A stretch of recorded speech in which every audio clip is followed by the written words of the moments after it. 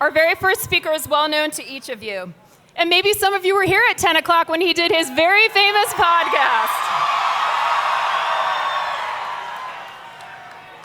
Please welcome to the stage someone who really doesn't need an introduction, one of the most famous people in the country, Ben Shapiro.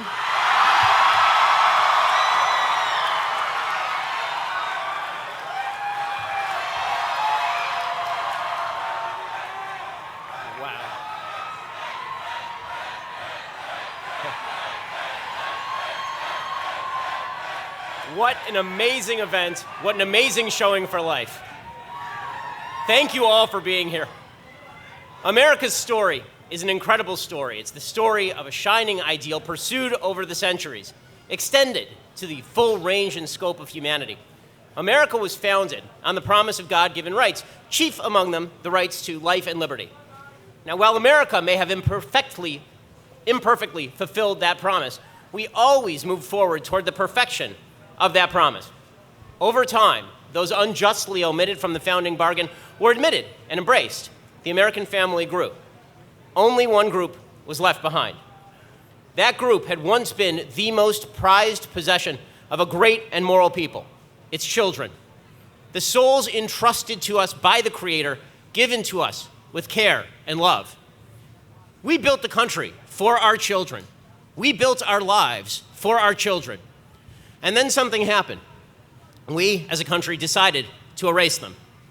We decided that the present was more important than the future. We decided that convenience was more important than basic decency. We decided that we could safely blot out millions of souls who could not protect themselves, still forever, voices that could not speak. We dehumanized the most human, the most innocent among us. We lied to ourselves. And then we built walls around that lie. We lied about the science.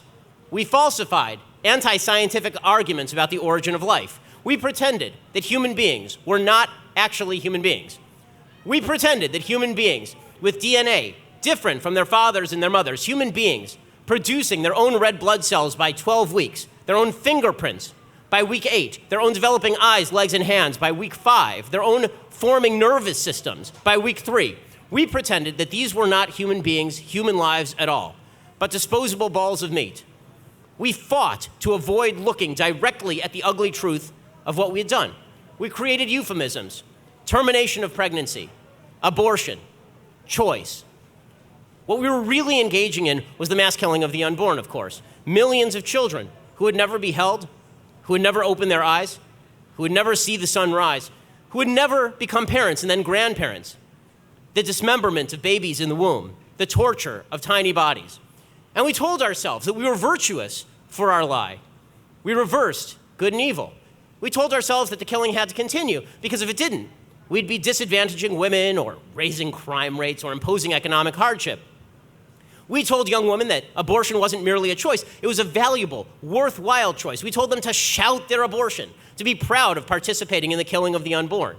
We excised those who stood for life. Governor Andrew Cuomo of New York said just a few years ago that those who are right to life, quote, have no place in the state of New York.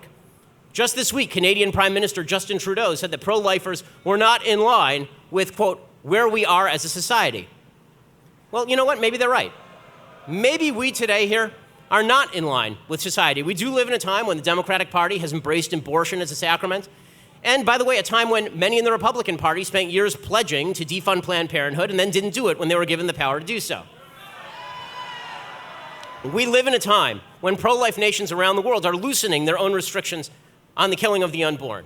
So perhaps we are out of line with the rest of society. To which I say, good.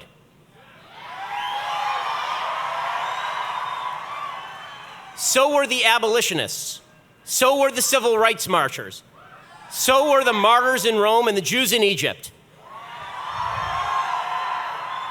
Righteousness doesn't have to be popular. It just has to be righteous.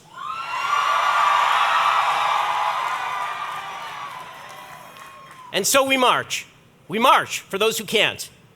The media will ignore us because they always do. They'll cover other marches, you know, the 5 people who show up tomorrow. They'll cover the marches they prefer politically. They bet that the tens of thousands of us who brave the cold every year to stand here with the souls of the future America will be forgotten.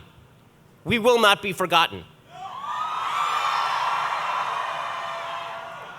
our children slaughtered over the decades remember.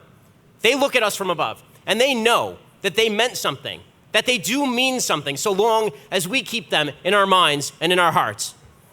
Our children standing here with us, the ones who are here today, they will remember too. They will remember, and they will march until they no longer have to march.